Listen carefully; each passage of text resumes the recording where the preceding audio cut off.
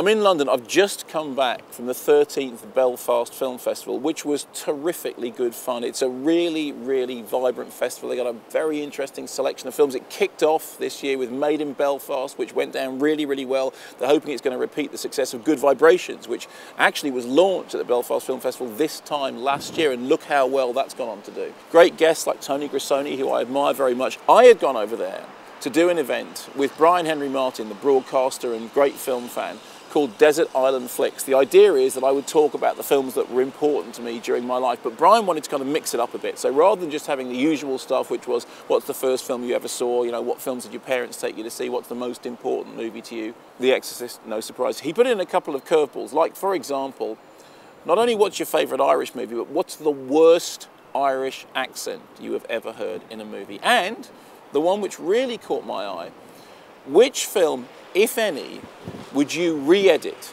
if you were given the chance? Now, this was particularly important to me because some years ago, I wrote a book about Shawshank Redemption and made a documentary about it in which I complained about the very ending of Shawshank Redemption. You know, the ending that everyone loves, the Zihuatanejo boat sanding ending, which has no right to be in the film at all and was put there after preview audiences decided they wanted something a little bit more. So the film ends, it fades to black, and then it starts again, and then we get that dopey boat sanding ending. And I said, look, the film doesn't need to have it in it, and in fact, you should re-edit it and take it out. And in fact, I did do that back in the age of video. I had a video of Shawshank Redemption that I copied to another video player, minus that stupid ending. It was my cut of the film, and I think it was better.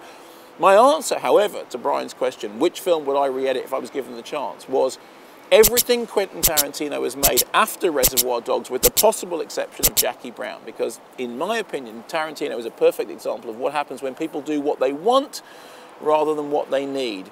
Because he's become such a powerful director, he doesn't have people standing over him with a big stick saying, Quentin, 90 minutes, cut your lovies, get out. So he just rambles on and on. Every single one of his films, I think there's great stuff in there, but does it really need to be that long? Django is a perfect example. How would I re-edit Django? Well, the minute Quentin Tarantino appears on screen doing what appears to be an Australian accent, cut, end, finale, finito, out. It made me think, what would you choose? If you were able to take any film from history and re-edit it to make it better, what would you do?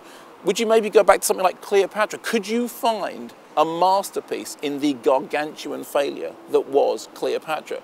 Maybe you take the good, the bad, and the ugly and take out the good and the bad and just have the ugly. Or maybe you could find some way of taking the body of work constructed by Michael Bay and making it into something worthwhile, something exciting. So my question to you is this: which film would you re-edit? How would you re-edit it? And most importantly, why would that make it better?